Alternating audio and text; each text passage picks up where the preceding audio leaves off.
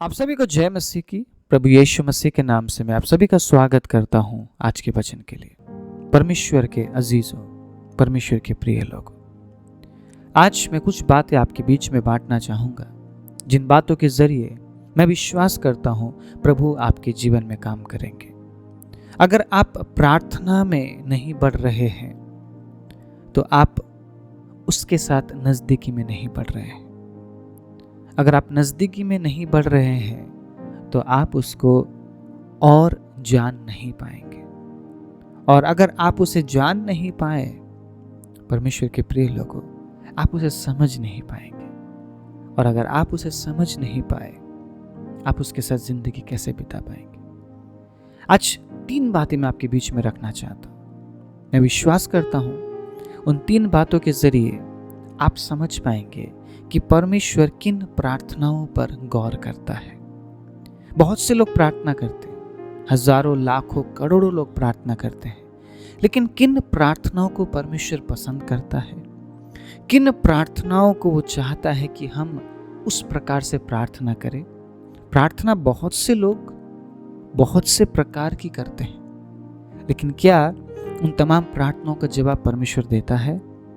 क्या परमेश्वर हमारे जीवन से उन तरीकों को वो चाहता है जो तरीका हम इस्तेमाल करते हैं, या वो ये चाहता है कि हमारे तरीके को बदलकर हम परमेश्वर के तरीके को अपनाकर प्रार्थना करें? तो आप समझेंगे कुछ समय में कि कौन सी प्रार्थना की तरफ आपको बढ़ना चाहिए, किस प्रकार से प्रार्थना का जीवन आपको आगे बढ़ाने की जरूरत है परमेश्वर के प्रिय लोगों। क्योंकि प्रार्थना नहीं है तो आपके जीवन में कुछ भी नहीं है। इसलिए प्रार्थना में समय देना शुरू कीजिए। मैंने बहुत सी बार आप लोगों के साथ मैंने बांटा है प्रार्थना के बारे में, और जितना ही मैं प्रार्थना के बारे में बोलूं उतना ही कम है, क्योंकि वो टॉपिक ऐसा टॉपिक है जिस टॉपिक में हम महीनों सालों बात करते रहे, वो टॉपिक कभी खत्म नहीं होगा। क्योंकि अगर आप बाइबल पढ़ेंगे और अलग अलग वचनों में आप जब प्रार्थना के बारे में पढ़ेंगे तो लोगों ने क्या किया है, लोगों ने प्रार्थना ही किया है। हर परिस्थिति में प्रार्थना किया है, हर हालात में प्रार्थना किया है, हर मौसम में प्रार्थना किया है, हर दिन प्रार्थना किया है, हर साल प्रार्थना किया है। तो प्रार्थना बिना आप परमेश्वर के साथ चल ही नहीं पाएंगे, इतना आप समझ लीजिए। और किन प्रार्थनाओं के बारे में परमेश्वर गौर करता है, किन प्रार्थनाओं के बारे में वो चाहता है कि हम उस प्रार्थना जीवन में आगे बढ़े, किन प्रार्थनाओं के बारे में वो बात करता है, आने वाले कुछ समय मैं आपके साथ बात करने वाला हूँ। परमेश्वर के प्रिय लोगों, अगर आप इस सेवकाई के लिए कुछ ना कुछ आप कंट्रीब्यूट करना चाहते हैं तो इन वीडियोस को शेयर करना मत भूलिएगा। आपका ये योगदान इस सेवकाई को किसी और लेवल में लेकर जाएगा। और आने वाले दिनों में जिस प्रकार मैंने महीनों पहले आप लोगों के साथ साझा किया था कि हम इस स्टूडियो में बहुत कुछ नया हम करने वाले हैं, बहुत सारे प्रोग्राम्स हम ऐड करने वाले हैं जो कि आप तक पहुंचाया जाएगा। ऐसे प्रोग्राम्स परमेश्वर के प्रिय लोगों जो शायद आपने पहले कभी नहीं देखा होगा। इसलिए हमारे चैनल को आप सपोर्ट कीजिए। सब्सक्राइब नहीं किया है तो सब्सक्राइब करना मत भूलिएगा। साथ ही साथ वीडियोस को लाइक जरूर कीजिएगा।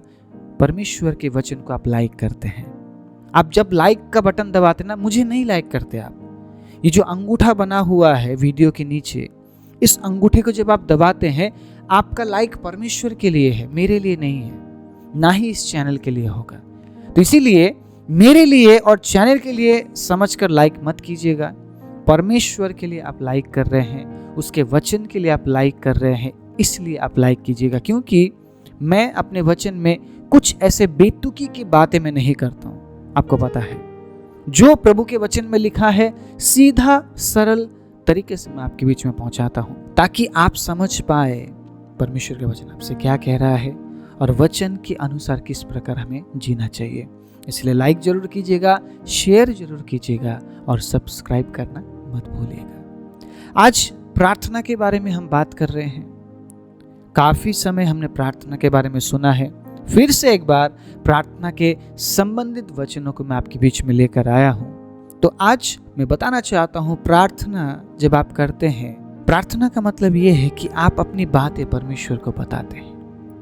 आप एक्सप्रेस करते हैं, आप बयान करते हैं आपकी बातों को। क्योंकि कई बार आपने ध्यान दिया इस बात को, जब आप दुखी होते हैं, जब आप परेशान होते हैं, तो कोई अगर आपके साथ हो, आपका दोस्त है, आपका करीबी है, आप क्या करते हैं, सारी बात उसे बताते हैं। मैं सही बोल रहा हूँ? अब जब सारी बात उसे बताते हैं तो आप आपके जीवन में एक हल्केपन को महसूस करते हैं, राइट? आपको नहीं पता वो व्यक्ति क्या करेगा, उन बातों को किसे बताएगा, क्या करेगा, लेकिन फिर भी आप हल्का महसूस करते हैं आपके जीवन में। आप ऐसा महसूस करते हैं कि नहीं, चलो कुछ ना कुछ बोझ मेरा उतरा है। मतलब समझिए इस बात को, जब तक आप आपके जीवन में जो बातें हो रही है वो अगर किसी को ना बताए, आप बोझ तले दबे रहेंगे। कई बार समस्या ये बन जाती है, हम किसी को बताने पर भी वो बोझ कमता नहीं बल्कि और बढ़ जाता है। वो व्यक्ति जिसे हमने बताया है, वो व्यक्ति क्या करता है, हजारों लोगों के बीच में जाकर उन बात को बता देता है और बोझ घटने की जगह और बढ़ जाता है। कई बार तो लोग बहुत शर्मसार भी हो गए क्योंकि उन्होंने एक दूसरे को साझा किया। आप जिससे आपके दिल की बात बोल रहे हैं, मेरी बात ध्यान से सुनना, अगर भरोसा नहीं है आपके अंदर उस व्यक्ति के प्रति, मत बोलिए, क्योंकि वो आपके जीवन को और कठिन बना सकता है। वो इंसान आपके जीवन को और कठिन बना देगा, क्योंकि आपने जिससे बताया है वो कैसा इंसान है आप नहीं जानते। आप समझ रहे मेरी बात? लेकिन कई बार हम सोचते हैं चलो मैं थोड़ा बहुत शेयर कर देता हूँ ताकि मेरा जो दिल का जो बोझ है वो कम हो जाए। बोझ कम होने की जगह बोझ बढ़ जाएगा, आपका बोझ कम नहीं होगा। इसीलिए आप उन लोगों को जरूर बताइए जिन पर आप भरोसा करते हैं, जो प्रभु के साथ चलने वाले लोग हैं, प्रभु के नज़दीक है, प्रभु के करीब है। आपके पास्टर्स को आप बता सकते हैं, आपके लीडर्स को आप बता सकते हैं। आप जिन पर भरोसा करते हैं, आपने जिनके जीवन को देखा है कि उनका जीवन सही है, प्रभु में सही है, वो आप उनके साथ जरूर बांटिए। वो आपको मदद भी करेंगे। उससे भी बढ़कर आप परमेश्वर को बता सकते हैं। अगर आप किसी को नहीं बताना चाहते हैं, आप परमेश्वर को जरूर बताइए। लेकिन एक ऐसा व्यक्ति, एक ऐसा इंसान आपके जीवन में होना चाहिए परमेश्वर के बाद, जिससे आप उन बातों को बता सकें। ध्यान रखिए किससे आप बता रहे हैं। अगर वाकई में वो प्रभु में है तो ही आप बताइए और वो आपकी सहायता जरूर करेंगे।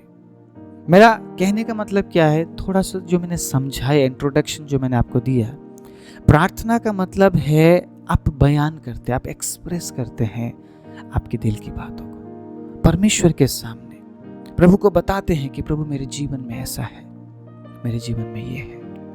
आप कंप्लेंट नहीं करते हैं, आप मेरी बात समझे, आप शिकायत नहीं करते हैं, आप बताते हैं, आप बांटते हैं प्रभु के साथ। और कई बार मैंने अपने जीवन में बहुत हल्केपन को महसूस किया है जब मैंने परमेश्वर के साथ अपने दिल की बातें मैंने बांटी है।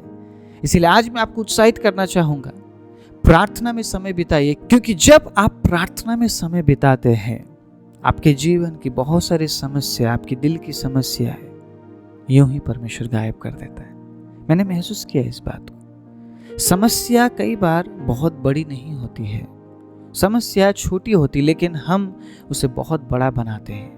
लेकिन जब उस समस्या को लेकर हम परमेश्वर की उपस्थिति में जाते हैं, प्रभु से बात करते हैं, परमेश्वर हमें दिखाता है ये समस्या तो बहुत छोटी है, तो क्यों घबरा रहा है, मैं तेरे साथ हूं, चिंता मत कर। हालेलुया।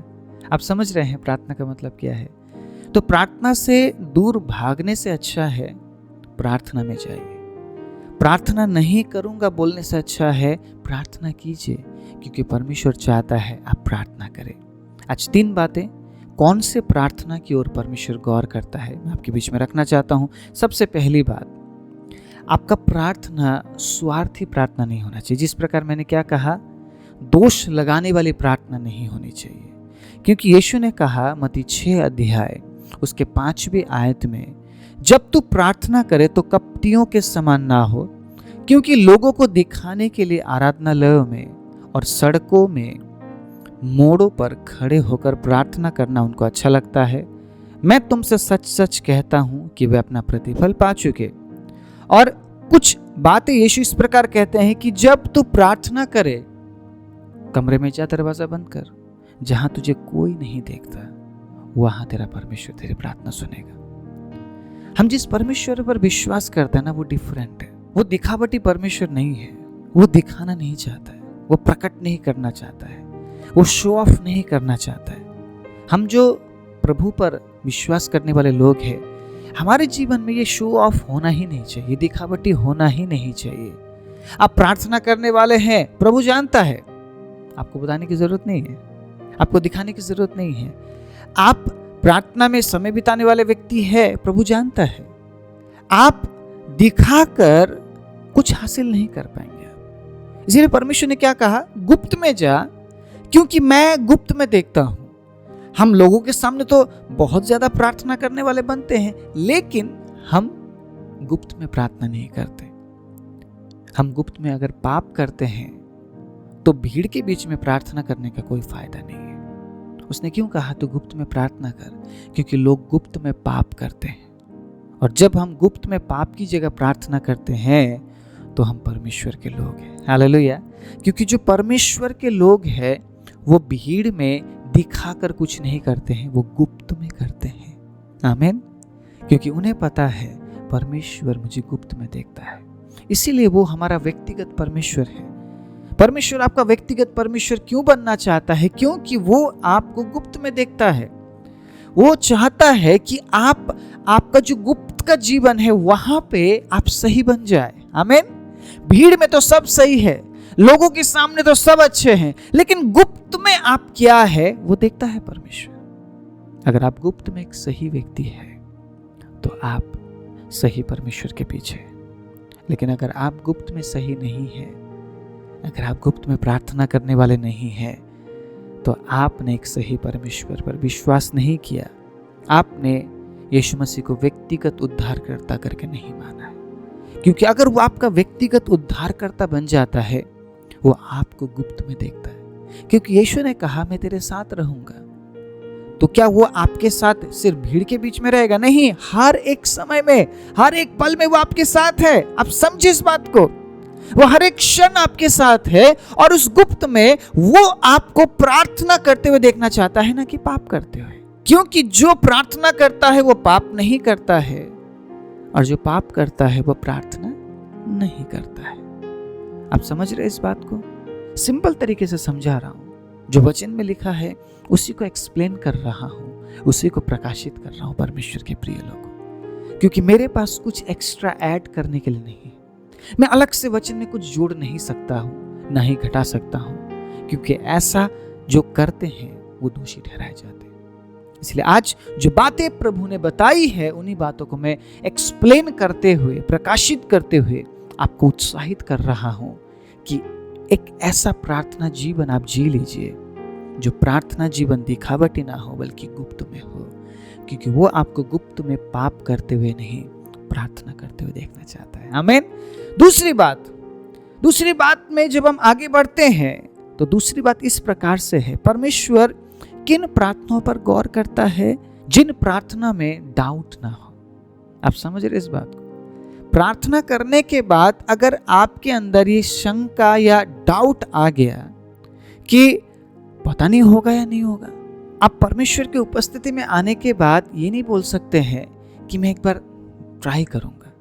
परमेश्वर नहीं चाहता है कि आप उसे ट्राई करें, परमेश्वर चाहता है कि आप उस पर विश्वास करें। सूबेदार के प्रार्थना या सूबेदार के विश्वास के बारे में अगर आप पढ़ते हैं, यीशु ने कहा मैंने ऐसा विश्वास कहीं भी नहीं देखा, पूरे इजराइली में नहीं देखा मैंने। आप समझ रहे इस बात को? आपका प्रार्थना अगर विश्वास में ना बदलता हो तो परमेश्वर उस प्रार्थना में गौर नहीं करेगा। परमेश्वर नहीं चाहता है एक ऐसा जीवन जिस जीवन में डाउट है। परमेश्वर के प्रिय लोगों, आप संदेह के साथ परमेश्वर की उपस्थिति में नहीं आ सकते। जिस प्रकार मरकुस 11:24 में लिखा हुआ, ध्यान से सुनिए, इसीलिए मैं तुमसे कहता हूं कि जो कुछ तुम प्रार्थना करके मांगो तो प्रतीति कर लो कि तुम्हें मिल गया और तुम्हारे लिए हो जाएगा। यहां पे परमेश्वर ने प्रेजेंट और फ्यूचर टेंस का इस्तेमाल किया है। अगर तुम आज के लिए प्रार्थना कर रहे हो तो ये विश्वास करो कि तुम्हें मिल गया। अगर तुम कुछ समय बाद के लिए प्रार्थना कर रहे हो कि कुछ समय बाद प्रभु मेरे लिए ऐसा कुछ करे, तो विश्वास करो, प्रतीति कर लो कि वो हो जाएगा। आप समझ रहे हैं? आप प्रार्थना संदेह के साथ करेंगे तो उस प्रार्थना में परमेश्वर का नजर नहीं है। आप परमेश्वर को नहीं बोल सकते हैं प्रभु मेरी तरफ आप गौर कीजिए, मेरी प्रार्थना की तरफ आप गौर कीजिए। नहीं, परमेश्वर आपके प्रार्थना की ओर गौर नहीं करेगा, क्योंकि आपके प्रार्थना में डाउट है, आपके प्रार्थना में संदेह है, और उस संदेह के साथ आप परमेश्वर को आकर्षित नहीं कर पाएंगे।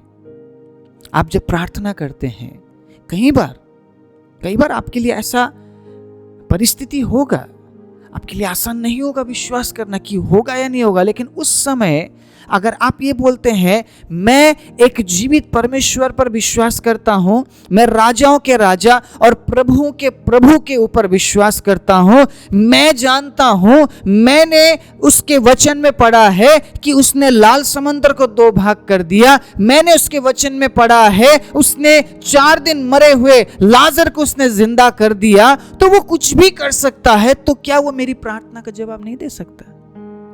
आपके अंदर ऐसा विश्वास उत्पन्न करना पड़ेगा अपने आप में, आपको बोलना पड़ेगा, आपके शब्दों को इस्तेमाल करना पड़ेगा, तब आप इस बात को पूरा होते हुए देखेंगे जो प्रार्थना आप करेंगे। मैं विश्वास के साथ कह रहा हूं, बहुत सारी प्रार्थना परमेश्वर ने हमें अद्भुत रीति से जवाब दिया, अद्भुत रीति से, मैं बयान नहीं कर पाऊंगा, अद्भुत रीति से परमेश्वर ने हमें जवाब दिया है। इसीलिए आज तक हमने प्रार्थना करना नहीं छोड़ा, और हम जब तक जिएंगे हम प्रार्थना करेंगे। आमीन। क्योंकि बिना प्रार्थना के हमारा मसीह जीवन कुछ भी नहीं है। इसलिए प्रार्थना जब आप करते हैं, डाउट बिना प्रार्थना कीजिए, संदेह बिना प्रार्थना कीजिए, क्योंकि ऐसा प्रार्थना परमेश्वर हमारे जीवन से चाहता है। वो अपने लोगों के जीवन में संदेह नहीं देखना चाहता है। वो नहीं चाहता है कि हम संदेह के साथ प्रार्थना करें, क्योंकि वो हमारी प्रार्थना का जवाब देना चाहता है। और अगर हमने संदेह किया, अगर हमने डाउट किया, तो हमारे प्रार्थना का हम जवाब नहीं पाएंगे। तीसरी और आखिरी बात, परमेश्वर ऐसे प्रार्थना को चाह रहा है हमारे जीवन में जिस प्रार्थना में लिमिट ना हो, लिमिटलेस प्रार्थना। आमीन। अब बोलिए लिमिटलेस प्रार्थना। मतलब हमारे प्रार्थना में हम दायरा ना बनाएं कि इतना ही हो सकता है या इतना ही होगा। वो अनलिमिटेड परमेश्वर है जिस परमेश्वर को हम लिमिट में नहीं कर सकते। आप समझ रहे हैं? आप परमेश्वर को छोटे से जगह में आप नहीं रख सकते हैं। आप परमेश्वर को छोटे से प्रार्थना में आप नहीं बांध सकते हैं। वो अनलिमिटेड, वो लिमिटलेस है। इसीलिए आपकी प्रार्थनाएं भी अनलिमिटेड होना चाहिए, सीमा रहित होना चाहिए। क्यों? क्योंकि यिर्मयाह 33 के दिन में क्या लिखा है? आप भूल गए?